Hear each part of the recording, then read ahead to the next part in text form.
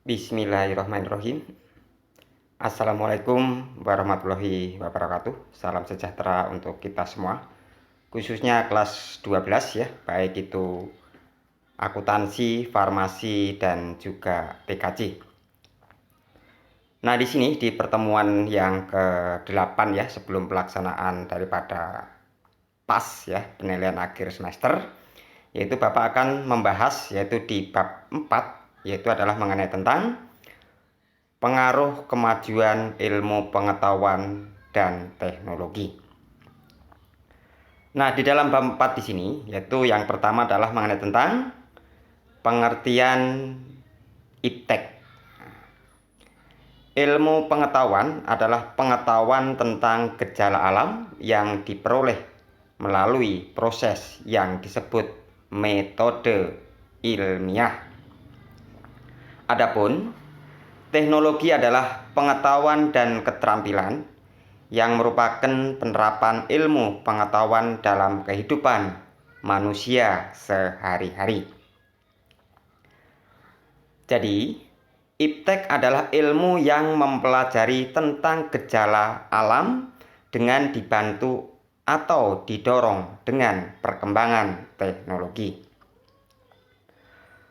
Perkembangan iptek adalah hasil dari segala langkah dan pemikiran untuk memperluas, memperdalam, dan mengembangkan iptek.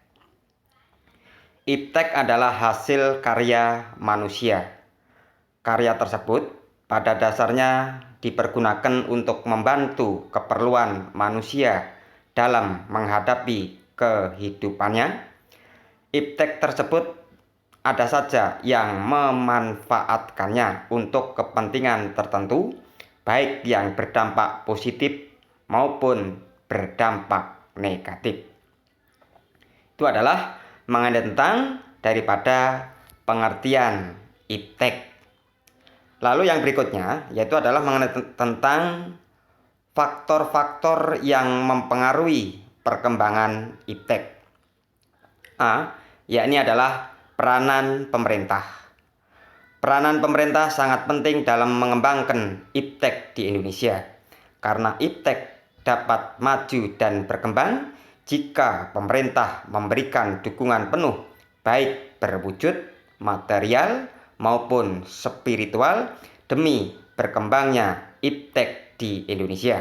Contoh yaitu adalah mengenai tentang pengadaan atau pembangunan infrastruktur.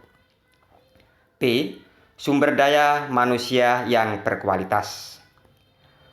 Suatu ilmu pengetahuan dan teknologi memang harus berkembang, tetapi seiring dengan perkembangan iptek haruslah diiringi dengan perkembangan sumber daya manusia yang berkualitas, karena jika tidak diiringi dengan perkembangan SDM, maka akan sama saja atau bahkan lebih buruknya kita hanya menjadi penonton dan penikmat perkembangan iptek saja tanpa ikut dalam perkembangannya.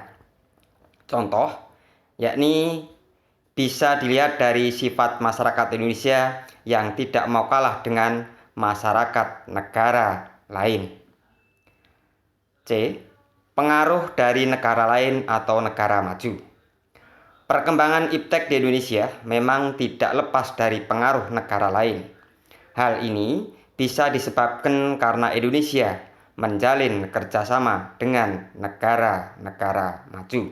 Oleh karena itu, Indonesia tidak menutup kemungkinan untuk mengikuti atau menyerap perkembangan iptek dari negara-negara maju yang menjalin kerjasama dengan Indonesia. Ini bisa dicontohkan yaitu tentang model pembayaran yang semakin praktis, yakni adalah menggunakan kartu ATM atau kredit. Ya, jadi kartu ATM atau kredit. Lalu yang D yaitu tentang arus globalisasi. Arus globalisasi memicu perkembangan iptek di Indonesia karena globalisasi itu merupakan penghilangan batas-batas suatu negara dalam memperoleh informasi.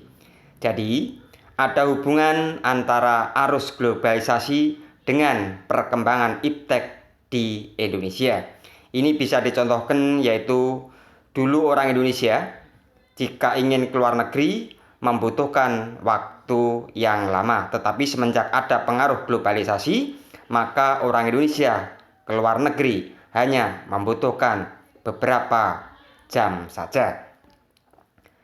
Lalu yang ketiga, yaitu adalah mengenai tentang perkembangan iptek di Indonesia.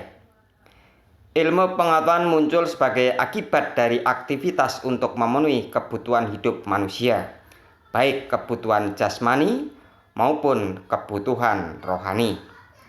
Kemajuan ilmu pengetahuan dan teknologi tidak bisa dipisahkan dari lembaga pendidikan, di mana pada abad 20 yaitu ilmu pengetahuan dan teknologi sangat berarti bagi lembaga pendidikan, sehingga pada abad 20 mampu mendorong lebih cepat dalam industri informasi, komunikasi, transportasi, dan atau hingga pertanian.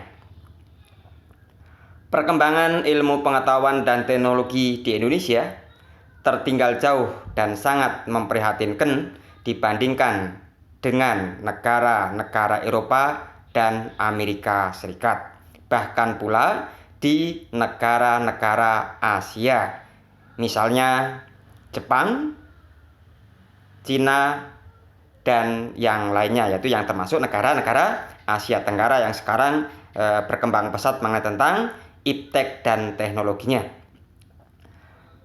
Oleh karena itu, hal-hal itu bisa disebabkan karena adanya yang pertama adalah masih terbatasnya orang Indonesia yang mendapat pendidikan barat, terutama pendidikan tinggi. Lalu yang B, kurangnya keinginan dari pemerintah maupun perusahaan swasta yang ada di Indonesia untuk melakukan ahli teknologi. C, tidak adanya inovasi teknologi yang berarti di dalam masyarakat Indonesia itu sendiri. Ilmu pengetahuan dan teknologi di Indonesia mulai berkembang di mana ditandai dengan adanya perguruan tinggi dan pusat-pusat penelitian seperti LIPI atau Lembaga Ilmu Pengetahuan dan juga Badan Pengkajian Penerapan Teknologi atau lebih dikenal dengan sebutan BPPT. Realita yang memprihatinkan itu bukan dilihat dari prestasi beberapa bidang iptek yang telah dicapai, seperti penemuan aplikasi teknologi DNA, terus kemudian penemuan bibit padi unggul, penemuan Victor medan laju percepatan gerak lempeng teknologi, dan juga rancangan bangunan pesawat. Namun, keprihatinan itu muncul pergerakan dampak perkembangan iptek itu memang tidak segaris lurus dengan penciptaan kesejahteraan masyarakat dalam rangka kebijakan kesejahteraan nasional. Walaupun begitu, perkembangan iptek di Indonesia lumayan berkembang pesat meskipun masih kalah dari negara-negara Eropa, Amerika, dan Asia, khususnya Jepang, Korea, dan Cina. Hal ini ditandai dengan kemajuan teknologi seperti komputer, alat peternakan, pertanian, dan alat-alat penunjang lainnya yang menggunakan teknologi komputerisasi yang berkembang pesat di pasaran Indonesia. Dengan demikian, kemajuan atau perkembangan iptek di Indonesia bisa dikatakan berkembang. Ya, mungkin hanya ini dulu ya penayangan video singkat kali ini ya, karena ini adalah sifatnya penayangan video. Untuk lebih jelasnya atau lebih gambaran-gambaran yang lebih tepatnya, kalian yaitu bisa membaca atau membuka di buku paket kalian, yaitu di bab 4, yaitu mengenai tentang pembahasan yang pertama adalah mengenai tentang pengaruh kemajuan ilmu pengetahuan dan teknologi. Ya, mungkin hanya itu dulu yang perlu Bapak sampaikan ya. Selamat bekerja ya, selamat nanti di penilaian akhir semester ya, karena kalian akan menghadapi akhir semester, sehingga yang Bapak harapkan adalah mendapatkan apa yang selama ini kalian pelajari, sehingga prestasi kalian dapat nilai yang kira-kira itu unggul, atau ya paling tidak lebih dari batasan-batasan yang telah ditentukan, yaitu dari KKM. Untuk itu, akhir kata, wabillahi taufik walhidayah. Wassalamualaikum warahmatullahi wabarakatuh. Terima kasih.